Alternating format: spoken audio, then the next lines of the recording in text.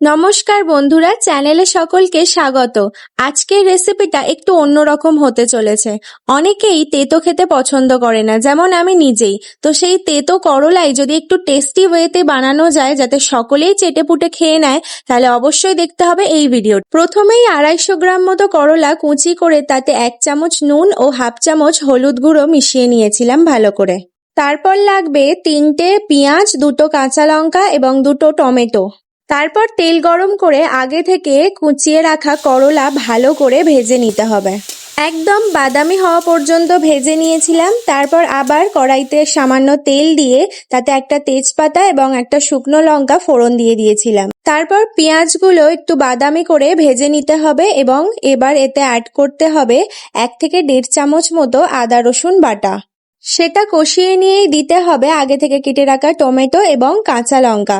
এরপর অল্প একটু চিনি ও নুন এবং হলুদ গুঁড়ো দিয়ে ভালো করে আবারও মিশিয়ে নিতে হবে অনেকক্ষণ ধরে। মশলাটাকে অনেকক্ষণ কষিয়ে নিতে হবে যতক্ষণ আবারও এটা তেল ছেড়ে না দিচ্ছে। তারপর 1 কাপ মতো জল দিয়ে ভালো করে ফুটিয়ে নিতে হবে যতক্ষণ না জলটা একটু শুকিয়ে আসছে। এই অবস্থায় দিতে হবে 1 টিস্পুন মতো শুকনো লঙ্কা গুঁড়ো। এরপর আগে থেকে ভেজে রাখা করলাগুলো আবার এতে দিয়ে দিলাম। আবারও মিক্স শুকনো হওয়া পর্যন্ত জলটা ভালো করে নাড়িয়ে নিতে হবে। নুন এবং চিনি এটা অবশ্যই নিজেদের স্বাদ মতো দেখে নেবেন। এই যে তৈরি হয়ে গেছে আমাদের টেস্টি করলা। গরম গরম ভাতের সাথে এটা পেলে আর কিছুই চাই না। আপনি বা আপনার বাড়ির লোক যদি করলা খেতে পছন্দ না করেন তাহলে অবশ্যই একবার বানিয়ে দেখুন এইভাবে, নিশ্চয়ই আপনাদের ভালো লাগবে। দেখা হচ্ছে পরের ভিডিওতে। অবশ্যই জানাবেন কেমন লাগলো আজকের ভিডিওটা। Please like, share and subscribe my channel.